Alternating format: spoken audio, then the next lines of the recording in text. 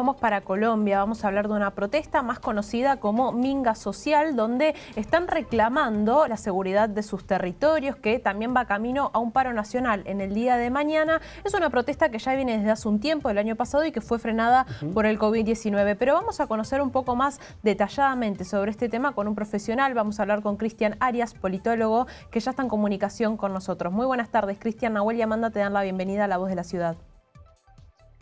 Buenas tardes, Amanda. Buenas tardes, Nahuel, y a todas las personas que nos están escuchando en este momento. Muchas gracias por este contacto. Cristian, contanos un poquito en qué consiste esta movilización que se está llevando hacia Bogotá, en Colombia.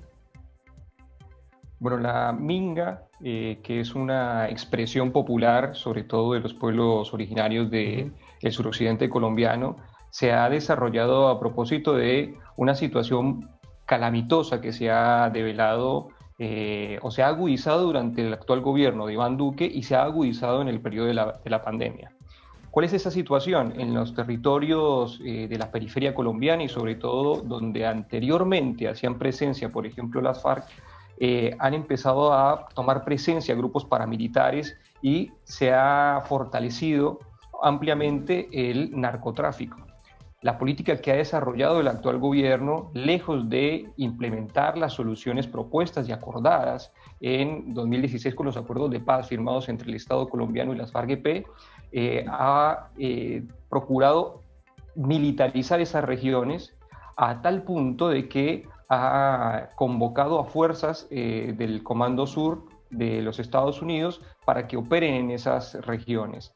Esto es muy preocupante porque digamos, correlativamente al ingreso de este tipo de tropas, correlativamente al fortalecimiento de la presencia militar, han incrementado los asesinatos en estas regiones. Solamente en 2020 se han desarrollado en el territorio nacional más de 70 masacres. Es decir, estamos contando por centenas a nuestros líderes y lideresas sociales, a defensores y defensoras de derechos humanos en Colombia, algo que es completamente escandaloso y que desafortunadamente en la agenda de política internacional aún no toma la relevancia que debería, que consideramos debe tener. Entonces, frente a las exigencias que vienen haciendo en los territorios las organizaciones populares, los pueblos indígenas, organizaciones campesinas y afrocolombianas, es que se ha desarrollado ese proceso de Minga, solicitando o exigiendo la presencia del mandatario nacional, de Iván Duque, para que escuche su reclamo, para que se canalicen las acciones y los planes, para que haya un tratamiento integral y sobre todo para que la política que se desarrolle no sea la de criminalización, ni de la protesta, ni mucho menos de las comunidades que habitan estos territorios, que me parece importante aclarar. Muchas de ellas producen, por ejemplo, hoja de coca.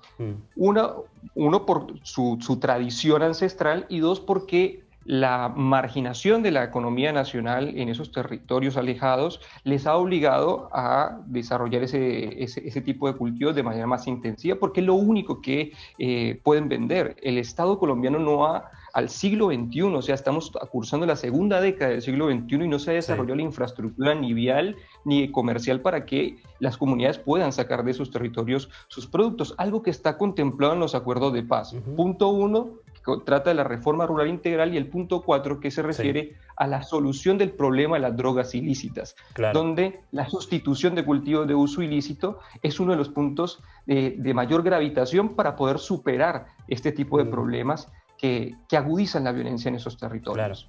Cristian, y evidentemente esto viene de larga data, hace mucho tiempo. Contanos un poquito la situación, digamos, ¿estalló ahora con Iván Duque o ya hubo reclamos con presidentes anteriores en Colombia?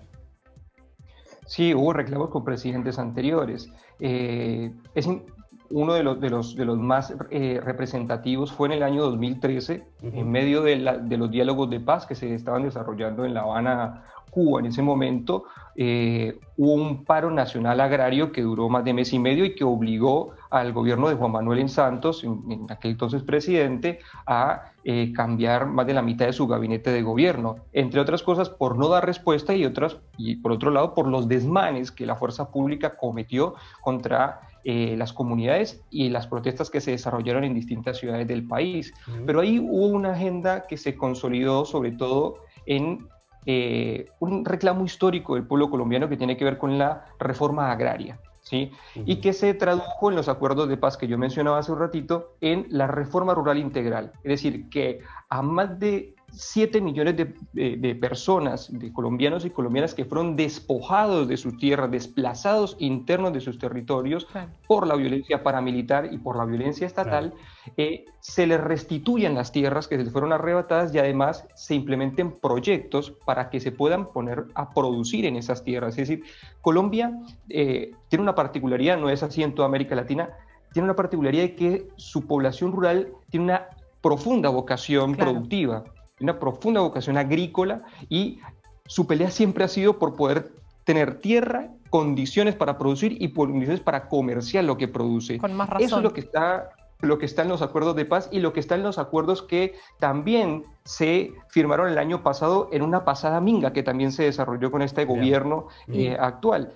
Pero me parece que sí. Contanos también un poco cómo sigue esto ahora, si ya llegaron a Bogotá y mismo si tenés información respecto al paro nacional de mañana.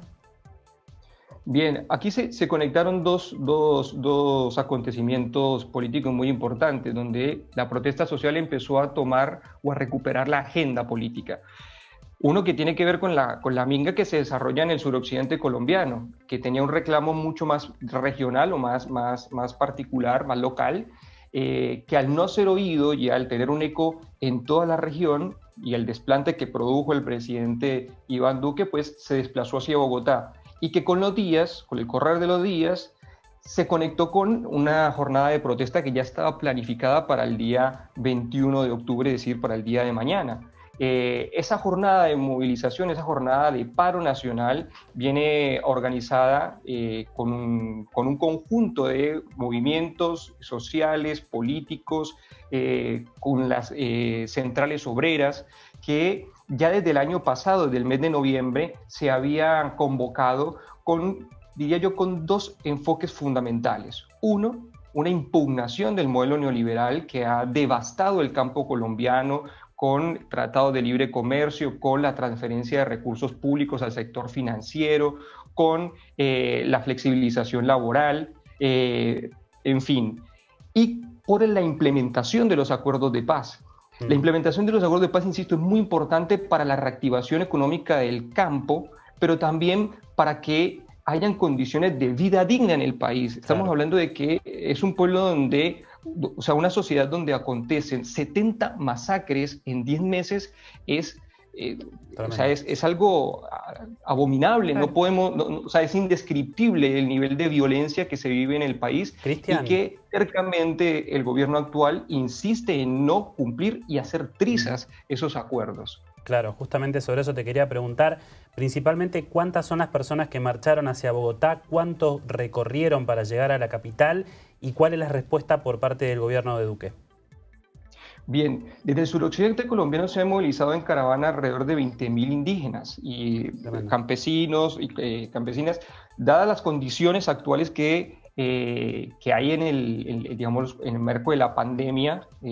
Por supuesto que se han tratado de tomar distintos recaudos para que no se desarrollen movilizaciones como otrora se hacían, que en algunos casos se fueron marchando durante todo ese recorrido. Actualmente hicieron unas caravanas y lograron concentrarse en Bogotá.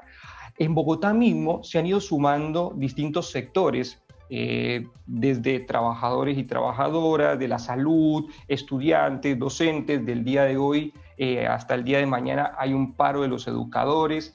Es decir, hay una situación generalizada de acompañamiento de la minga y de suma a los reclamos que yo mencionaba. Yo creo que es muy importante decir que la pandemia develó los límites del el modelo neoliberal que se ha implementado durante este gobierno, sobre todo, ¿no?